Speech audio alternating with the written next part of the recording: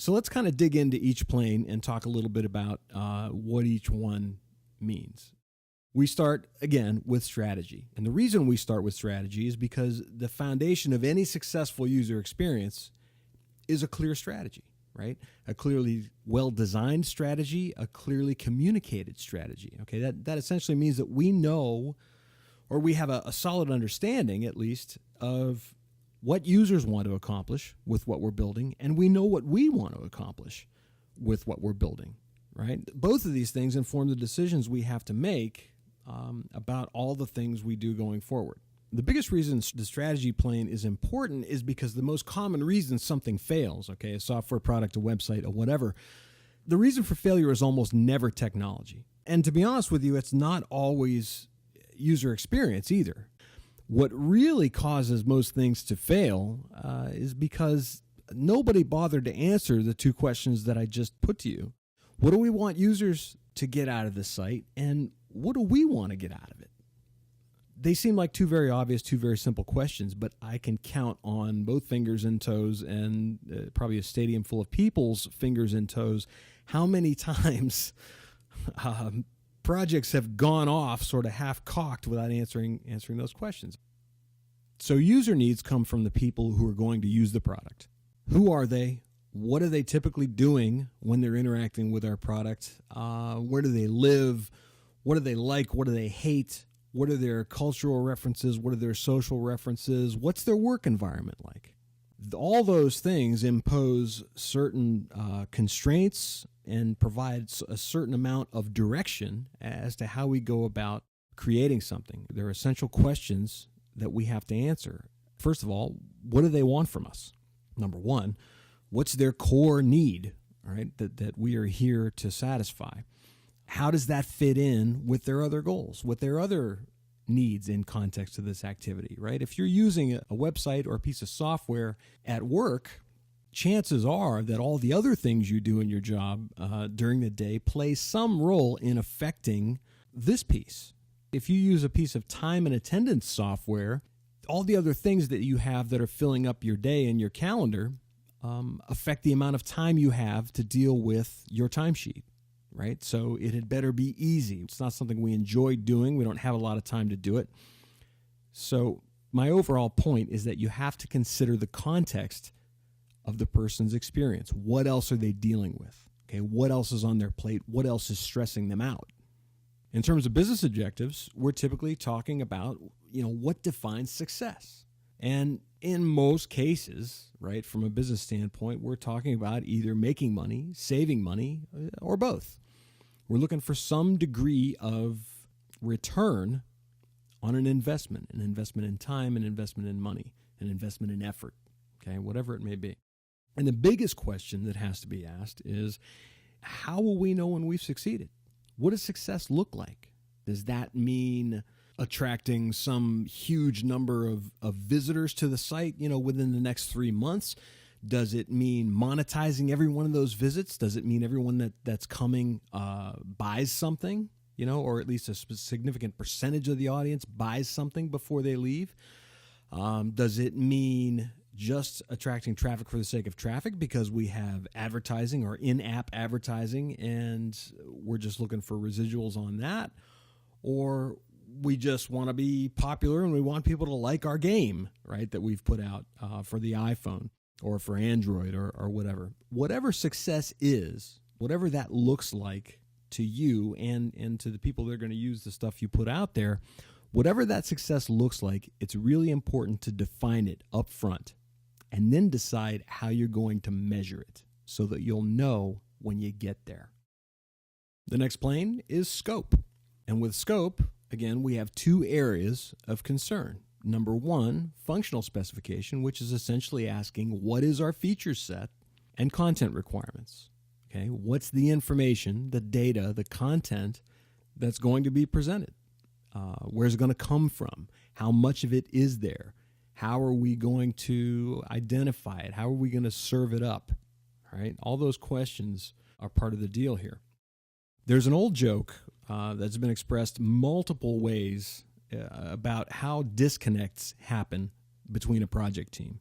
And the joke really focuses on the idea that if everyone isn't on the same page about what the scope of the project is, disasters happen. So I'm going to walk you through that real quick in the hopes that this will sort of visually explain the importance of the scope part of this. All right, so this is how the customer explained it. This is what they explained they wanted. This is how the project manager heard it. This is how the designer designed it.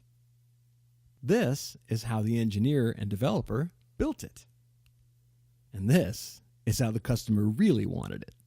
So you can see from step 1 to step 5, we've got some massively different ideas about what the end result was supposed to be. Now, this is a rather extreme way of representing the idea that everybody heard something different.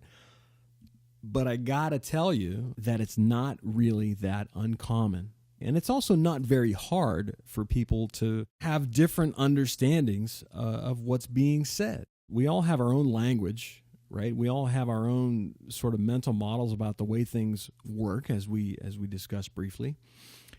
And it's just not uncommon for everyone to walk away from the table thinking slightly differently about what the end result could be. But the bottom line is this, strategy becomes a scope when those things that we talked about earlier, user needs, business objectives, are turned into requirements for content and functionality, okay? Things that say very explicitly, here's what we're building. Here's what it's going to contain. Here's how it's going to function. That provides a benchmark for every single person involved so that hopefully everybody is on the same page. Okay, you start with functional specs. You say, here's the feature set. This is what we're creating. This is what it's going to do. From a content standpoint, what information do we need in order to provide value to people? Is it photographs? Is it audio? Is it video? Is it, statistical research data where they can plug in questions or search for data and statistics? Whatever it is, content has to be defined. Because without content, you have no idea the size or depth or length or time and effort required to complete the project. Then we move to the structure plane, which again has 2 components. Interaction design, meaning how do people interact with the things on the screen? What happens? What behaviors occur? How does the system react when somebody does something? Information architecture, which goes back to how much stuff is there for us to look at, interpret, read, interact with, okay? And how is it organized? Scope, which we talked about previously, is given structure when we define how the system responds to things that the user does, okay? If the user clicks a button, if the user pulls down a menu, what happens? If the user submits a form, what happens? If they go through a checkout process, what happens? All those responses, think of it in terms of user action, system response. All those responses help us define structure. The interaction design part of that structure is essentially a series of patterns, of sequences, okay? Things that happen that give the user options at any given stage. Think of it as sort of a call and response. I do this, and then I get that. It's a sequence of options, it's a sequence of feedback, of response. The information architecture part, again, is dealing with the volume of content. How is it arranged? How is it organized? And not just, within each screen, but across the entire product. If you have a large application, okay, that has hundreds of screens, or if you have an enterprise level website that has hundreds of screens, you have some very serious information architecture challenges. And the ways in which you solve those challenges is kind of the meat and the bones that make up the structure part of user experience. The skeleton plane is made up of interface design, which is what are the elements on screen that people can interact with, and navigation design, which is essentially how do they move through all those things, right? What controls are available to them? What means of transportation, for lack of a better term, are available to them to get from point A to point B to point C and back again. On the skeleton plane, we're starting to figure out what is going to appear on the screen, okay? How much of it is there? How are we going to segregate it? How are we going to organize it? How are we going to clearly communicate all the options that are available? And quite frankly, how are we going to fit them all on something that, feels like the equivalent of the surface of a cup of coffee, right? It's a tall task. So the structure part that we talked about informs this piece. Structure tells us what it could possibly look like and how people are going to move through those available tasks and how they're going to absorb and utilize the information that's presented. So the interface design part is all about figuring out how to arrange that and how to present it. It's all about the visual elements that people interact with on the screen.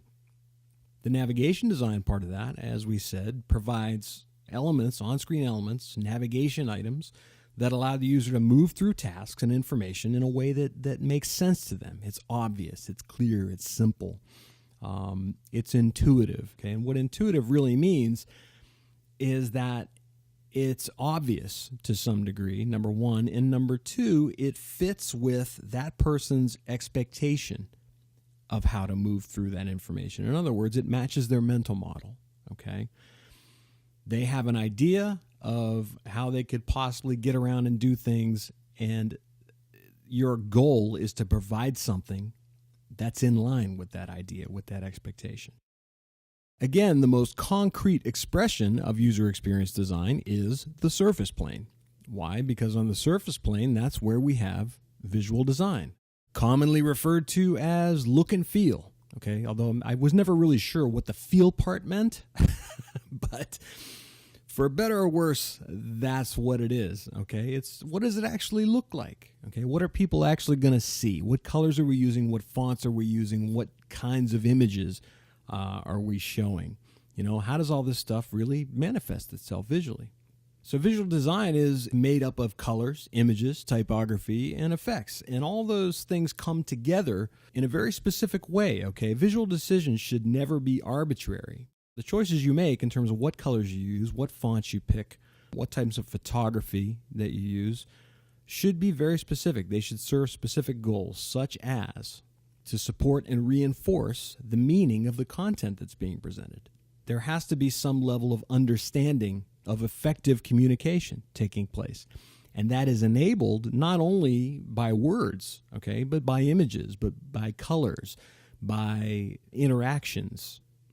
So all those things are specifically chosen to help guide the user where it's applicable to do so through data, through tasks, or through information. There is wayfinding that happens, just like a good map would serve you well in a large city. This is really no different. Good visual design also reduces cognitive load. Recognize more, remember less. So we're enabling recognition, which enables intuitive learning. If we can recognize something, then we can understand it. And if we understand it, then we can use it. And finally, the visual design choices made on the screen have to be culturally and socially appropriate. And when I say culture, I don't just mean, whether you're from the United States or from Africa or from Italy or from Spain or whatever. It's not just a matter of being from a different ethnic background, a different country. Culturally specific means, if you're designing something for investment bankers, then you probably wouldn't take the same type of visual approach that you would for, a hard rock or heavy metal record label. Okay? Those are two very different audiences, two very different cultures. So the look and feel should be appropriate to the type of audience. A lot of times when design fails, it's because the designers or the developers or the creators don't understand the user's culture.